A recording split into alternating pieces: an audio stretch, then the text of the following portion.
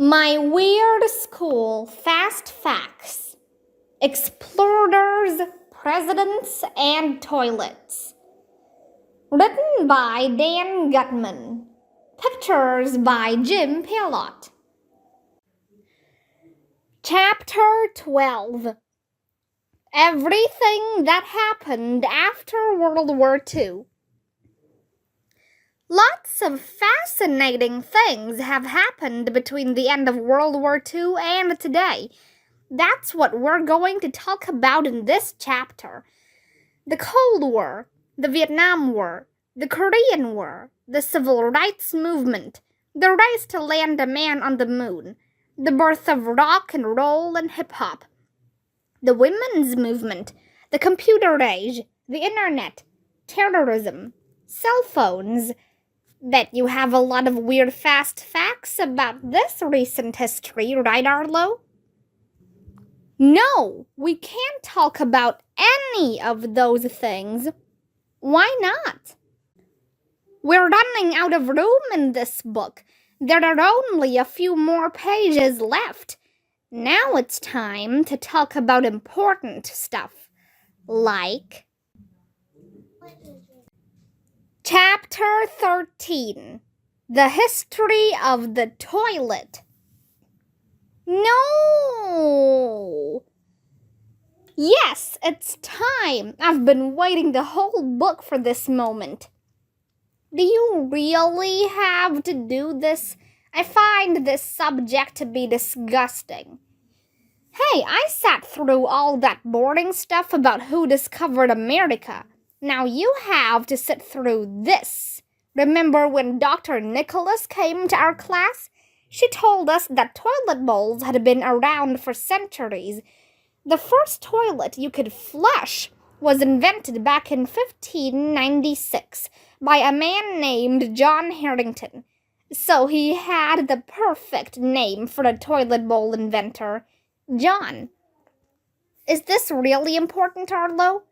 Yes. So anyway, in England in 1836, a baby was born, and his name was Tom Crapper. Yes, that was his real name. When Tom was 14, he went to work for a plumber in London. By the time he was 25, he owned his own plumbing shop. Back in those days, only very rich people owned a toilet.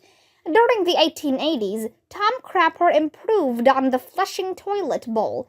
He also opened up a shop and sold toilet bowls to the public. For the first time, regular people could go to the store and buy a toilet bowl. What a wonderful world! Hooray for Tom Crapper!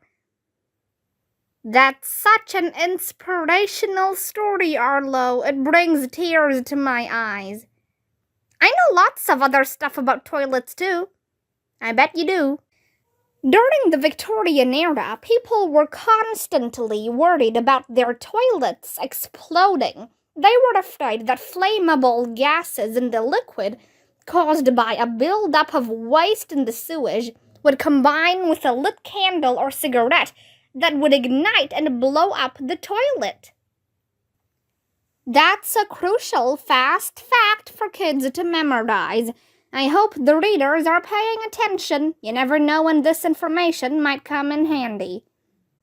Here's another one. The first president to have a toilet in the White House was John Quincy Adams in 1825. So John had a John. Charming. I'll remember that in case there's ever a test on this material. The first movie to show a toilet flushing was Psycho in 1960.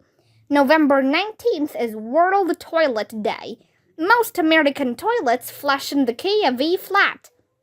I can't believe you looked this stuff up. Do you know who invented toilet paper, Andrea? I really don't want to know, Arlo. Well, I'm going to tell you. It was a Massachusetts man named Joseph Gayety. His toilet paper was introduced in 1857. It came in packages of flat sheets, and his name was printed on each sheet. What did they use before 1857? Believe me, Andrea, that's something you really don't want to know. But toilet paper on a roll was introduced by the Scott Paper Company in 1890. I don't think it was perfected back then, though, because in 1935, a company called Northern Tissue invented splinter-free toilet paper. Ouch! More than 7 billion rolls of toilet paper are sold every year in the United States. The average person uses more than 23 rolls a year. I'm not listening anymore, Arlo. Good, don't. In Taiwan, there's a restaurant chain called Modern Toilet. The walls are covered with shower heads. Toilet bowl plungers hang from the ceilings. The food is served on miniature toilet bowls and the drinks in little urinals. The seats are actual, non-working, toilets. In South Korea, there's a restroom cultural park. It's a theme park where the theme is toilets. The main exhibition hall is shaped like a giant toilet bowl. The theme park is located at the former home of the mayor, Sim Jae-duck. In 2007, he formed the World Toilet Association, and he was known as Mr. Toilet. Near San Antonio, Texas, is the Toilet Seat Art Museum. It's a museum filled with artwork painted on toilet seats. Isn't that cool? I'm covering my ears. Our custodian, Miss Lazar, has a museum devoted to toilet bowl plungers. Nobody knows who invented that thing. But toilet bowl plungers are lifesavers. In California, on 3 different occasions, people performed CPR using toilet plungers. Trumpet players also use the suction cup of a toilet bowl plunger to make the sound of their instrument more like a human voice.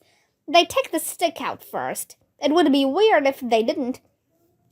Will you look at the time? We really need to. Are you embarrassed to say the word bathroom? Here are some other ways to say it.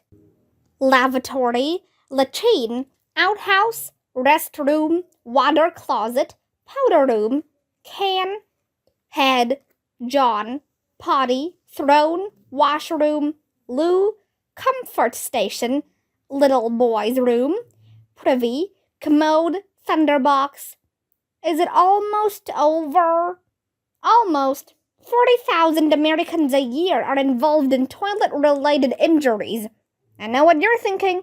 How could anyone possibly get hurt from a toilet? Well, some people fall into them. Others slip on their wet bathroom floor and hit their head on the toilet. Ouch! Others stand on the seat to reach something and fall down. People have even been bitten by spiders hiding under outhouse toilet seats. Oh, great! One more thing to worry about. During World War II, a German submarine was sunk after the toilet broke. Water came into the sub. It created chlorine gas when it touched a battery, and the sub had to come to the surface. Then the Allied forces destroyed it. Okay, thank you, Arlo, for that disgusting look at toilet history. You're welcome. The ending. Okay, now you know all there is to know about American history. You can go play video games, eat ice cream, and make armpit farts for the rest of your life. Yippee! As usual, Arlo is totally wrong. There's so much history that we couldn't fit in this book. If you can learn about the history of the toilet, you can learn about the history of anything. You could learn about the history of rubber bands, the history of pizza, the history of underwear. The history of underwear? That sounds interesting. Maybe we should have included a chapter 14. See what I mean? Poke around. With an adult's help, go online and search for stuff. History is really interesting. You can also go to your local library and look for other books on subjects that interest you. Oh, Andrea said the B word. Yuck, disgusting. I think I'm gonna throw up. Oh, stop being silly, Arlo. You know you like to learn new things. You just won't admit it. Learning is cool. And the best part is, you get to impress grown-ups with how smart you are. Maybe one of the kids reading this book will grow up to be a genius. Maybe a college will be named in honor of one of them. Maybe one of them will become an astronaut and be the first human to set foot on Mars. Maybe someday our readers will know as much stuff as we do. But it won't be easy.